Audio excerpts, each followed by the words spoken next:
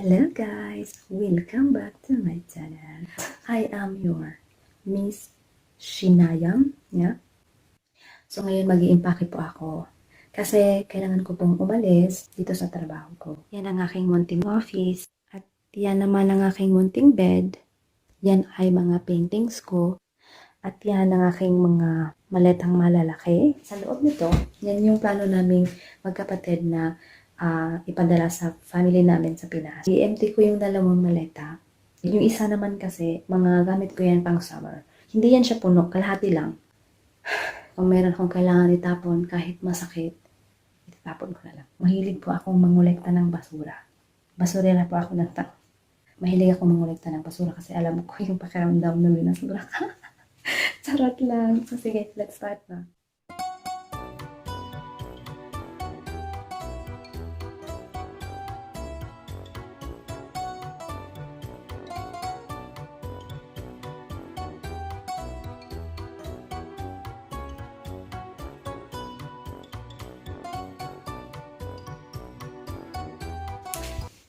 Nahintay ko na siya. Tada! So, yung isa naman.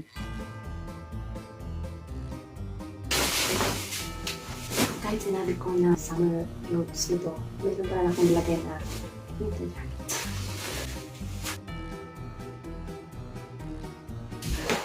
Mas mabilis siya. Sa kabila kasi, di ba pang package yun? So, hindi ako nilukot ko. Ito kasi, ano lang siya, tupi. Kaya madali lang siya. I-empty. Di ba?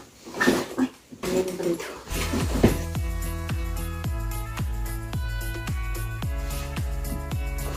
Ayan, completely empty na po siya.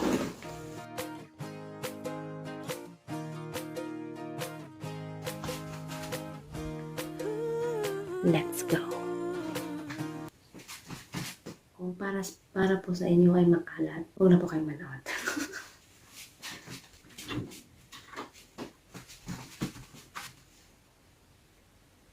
Summer, winter, mga bags. Iniisip ko kung paano ko sila i-divide.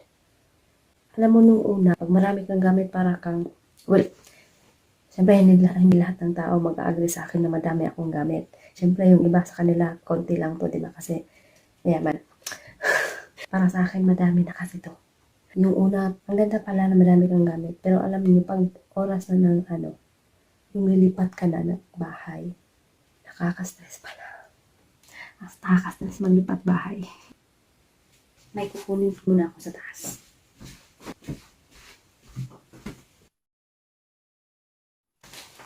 Ito ay puno ng mga plastic bags, paper bags, ganyan, mga bag.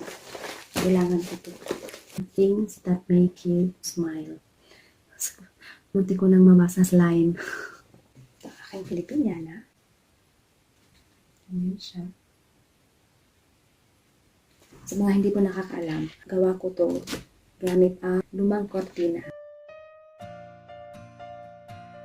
Ay, taka siya. Wait lang. Balot ko na lang siya. Kung bakit ako mayroong bubble wrap dahil pagka may nagpapapainting po sa akin, nabalot ko po yung painting sa bubble wrap para hindi po siya masira. Huwag po siyang malukot ng sobra. Ang aking top, i-fold natin ng maigi para hindi siya yung kusot na kusot. Kasi ayaw kong makusot.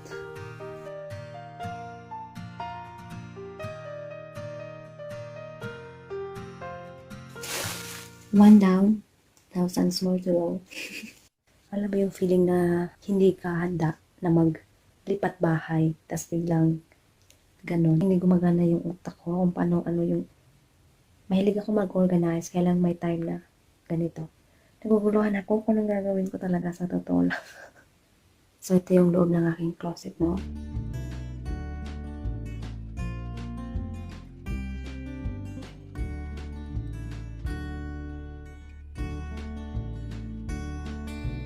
Ayan. Ganyan ako ka-organize. Charot. Ito ay mga painting stuff. Mga paintings niya. Ito painting din to, mga colors. Ito mga nail colors. Ito ang aking footwear area. medyo magulo ng konti. Yan ay ginagamit ko sa pagpipainting, yung mga nilalagyan ko ng tubig, ganyan.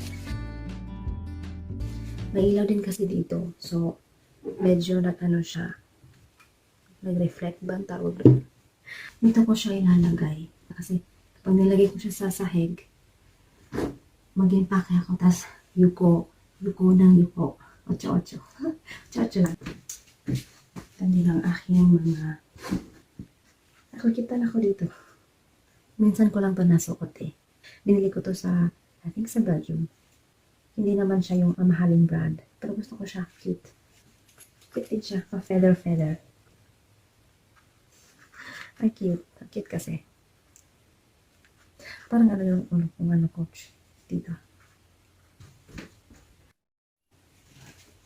Try natin.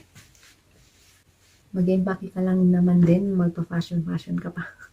Eh kasi naman, nasa ako. Ilaw yan o. Eh, yung noo ko parang pwede ka na magprito. So, ganyan. Ito naman yung boots. Long boots. Dito na lang muna. Tapos dalhin ko na lang doon pag kailangan ko na. Dito muna. Meron pa akong ibang wedge. Gusto ko din to. Gusto ko talaga to. Ito ang cute. Minsan ko lang to nasuot. Pero ang ganda niya kasi. Ito, originally, meron siyang strap. Kaso, nasira siya. Hindi ko siyang itapon. Ang cute nito. Ito ay bigay sa akin. Meron din pala akong isa pang boots na parang knee boots lang siya. Maliit lang siya. Nandun na siya sa apartment. Hindi ko na siya dinala dito kasi ginamit ko siya last week. So, meron pa ako isang boots na ibibigay ko. Ibibigay ko na lang sa friend ko. Bigay din to ng friend ko. Isang friend ko din. Originally, meron siyang belt din dito. Meron siyang belt na something. Tinanggal ko kasi hindi ko bet. Nung tinanggal ko na, gusto ko na yung boots. Meron din para akong boots sa baba na pang winter na parang pang snow. Ikikip ko muna siya. Sana yun siguro. Oh my gosh. Sanay kasi akong mag-keep ng gamit. Ang hirap pag-let go. Mahilig kasi akong mag-hold on hanggat kaya pa. Ito naman, bigay sa akin ng amo ko ngayon. Work shoes. Minsan ko lang siya ginagamit. Kaya lang hindi ko sure kung dadalhin ko siya o iwan ko lang dito. Ito naman, isang beses ko pa lang siyang nasuot yata. Ay, dalawa. Ako basta dito lang muna to. Hindi ko muna to dadalhin. Kung dadalhin man. So, ito yung, instead na yung shoes yung gagamitin ko, lalo na pag winter, ay, ito pa rin yung ginagamit ko. Pero may medyas. Kahit na may butas-butas, yung ginagamit ko. Ay, style naman yan, no? Style yan. Ito naman, pang hiking shoes. Ito yung lagi ko din. Isa din sa mga lagi kong ginagamit. Na-hike ko na din ito. Ito ay parang pang-city. Ito, regalo ko. Ano pa to? Denmark pa to. Matagal na regalo sa akin na nasira na nga yung ibang Ito, maganda yung design. Maganda kasi ang kulay. Yan na lang ang natira. Ibigay ko na lang. Maganda din siya sa loob. Gagandahan ako sa kanya, kaya lang. Bigay ko na lang din. Yan lang. Ay, natanggalin ko yung pangalan ko kasi may pangalan ko nakalagay. Siguro twice ko lang nasuot. Gusto ko sana siya, kaya lang. Parang feeling ko maganda siyang ibigay. Hindi ibig sabihin na binigay mo dahil hindi mo na gusto. Gusto ko lang pong i-address na hindi po ibig sabihin na pinamigay ko yung gamit, hindi ko na po gusto. May mga bagay po na kahit gusto natin yung bagay, kahit gusto natin yung tao, no, kailangan natin i-let go. Yung iba, gusto ko pero hindi na gusto ng katawan ko. Pero meron ding iba na gusto ko at gusto pa rin ng katawan ko, pero parang feeling ko mas maganda kong ibigay. Mahilig ako yung tumanggap ng mga gamit. Pag sinabi kong ito ay bigay ito ng mga friends ko na mga gamit nila. Pag sinabi kong regalo, talagang iba din naman yung regalo. Huwag sanang mamasamain ng mga friends ko din, na nagbibigay sa akin ng mga damit. Alam ko na naintindihan nila. Pati pag sinabi kasing regalo, talagang binili nila yun para sa'yo talaga. Dinatry ko po talaga na magdagdag ng timbang kahit yung ibang tao, sinasabihan ako, bilbil, bahala kayo dyan. Gusto ko yung nangyayari sa katawan ko na nag-gain po ako ng weight, pero kailangan kong mag-change ng ibang damit kasi hindi na po siya kasya. So, ibibigay ko na lang yung iba, hindi ba? Kasi itapon ko, sayang naman. So, itutuloy po natin ang ating pag-iimpake. Huwag puro drama. Ito ay regalo sa akin nung nasa Denmark pa po ako. Kasi ito, bigay sa akin ng friend ko dito sa Spain. Kapal siya sa loob. Meron po akong dalawang, ang tawag ito, denim jacket. Ito yung sa Norway pa ako, ito yung dito. Ito yung pipiliin ko na lang, naikip, at ito yung binibigay ko. For sure, nakikita niyo na to sa akin, mga roast. Pang spring, ganyan, autumn, pero nasusuot ko pa rin siya kahit naglamig. Mag-stockings lang. Ito ay ibibigay ko, ito ay kikip ko, at ito ay kikip ko. Meron ako dalawa. Kaya lang, ayaw na ng katawan ko dito. Hindi na talaga kasya sa braso. So, ito okay pa. Kasya pa siya dito, pero sa braso talaga, yung parang, isa to sa mga gusto ko pa, pero hindi na gusto ng katawan ko. Same siya dito. Hindi na din kasya. Gusto ko siyang ikip. Tsaka malaki din naman siya. So, kettlebells. Parang isang beses ko lang to nasuot. Sobrang nipis niya. Nasuot ko lang to minsan. Para siyang may silver. Ito, bago ko lang siyang sinuot.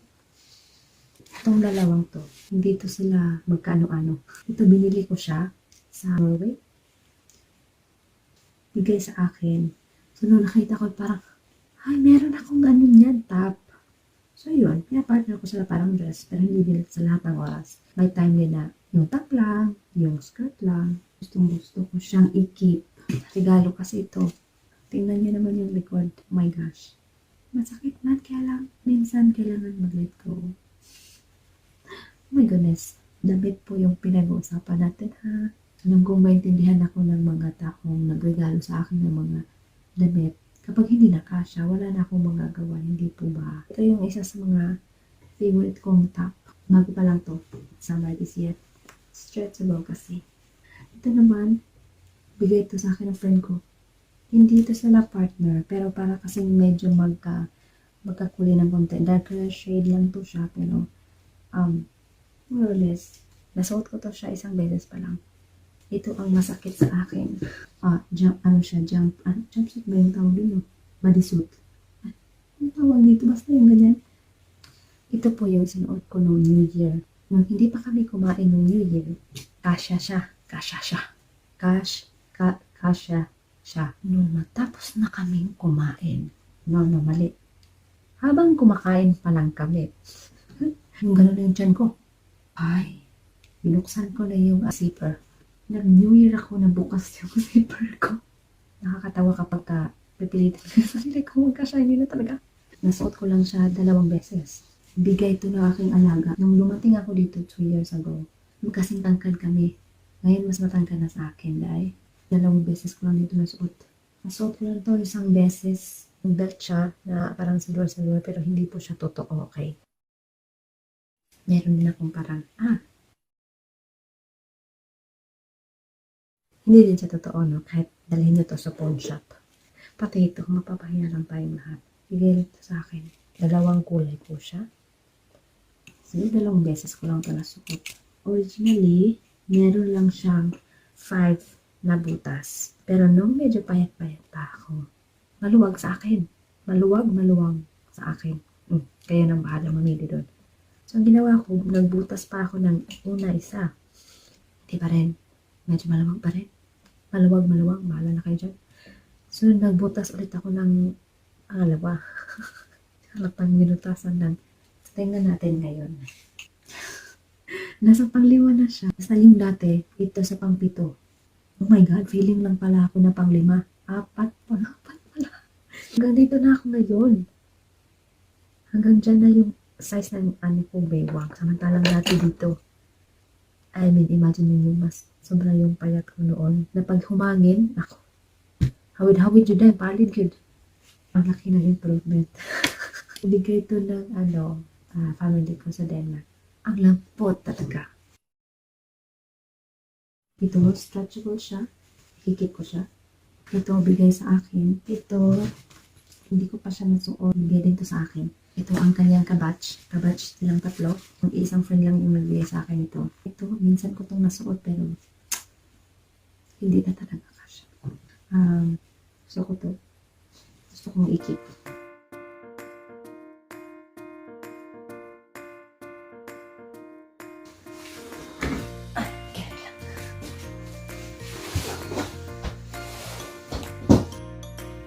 Ang hirap kapag mag-aalis ka, lilipat ka ng bahay, lilipat ka ng trabaho. Yan box na yan, puno ng basura yan. And for me, it's not just a garbage. Yan ay isang art box. Merong mga plastic, ganyan, hindi man kasi yung tao, plastic dyan. Pero ako pinaplanong gawin, kaya kailangan ko ng madaming plastic. Kaya ako nag-iipon ng plastic. Hindi tao, ayoko mag-ipon ng plastic na tao. Iniipon ko siya kasi gusto kong gumawa ng isang project na hindi ko muna sasabihin, isa secret muna. Kaya lang yung mga sinave ko, hindi ko siya pwedeng dalhin kasi too much baggage na. So itatapon ko siya, magsisimula na naman ulit ako. Okay, sa mga nanonood na umabot hanggang dito, hindi pa naman ito yung ending ng aking vlog, kadog. Yung amo ko po kasi, yung mga amo ko, tsaka yung mga bata, nilipat na po sila. Hindi ko po pwedeng sabihin kung saan, para sa privacy din nila. Mababait po yung amo ko, kaya nakakalungkot na balita po yung nangyari. Mga 2 weeks ago, medyo stress kasi naghahanap sila ng family na lilipatan ko. Ako din naghahanap din ako ng family na lilipatan ko. Diba? Hindi naman pwedeng iasa ko lang sa kanila kasi kailangan mag-effort din ako, maghanap din ako, di ba? So yun, may nahanap na ako. Sa awa ng Diyos. Sana maging okay yung journey ko. Nakakalungkot din isipin kasi mababait nga po yung family ko ngayon at wala kayong magagawa. Kailangan yung lumipat, kailangan kong maghanap ng iba kasi hindi nila ako pwedeng padala for some reason na hindi ko pwedeng sabihin. So yun, kailangan ko mag-impake. Kailangan ko magpahinga kasi yung boses ko iba na din, paos, meron akong sakit. So, see you sa part 2.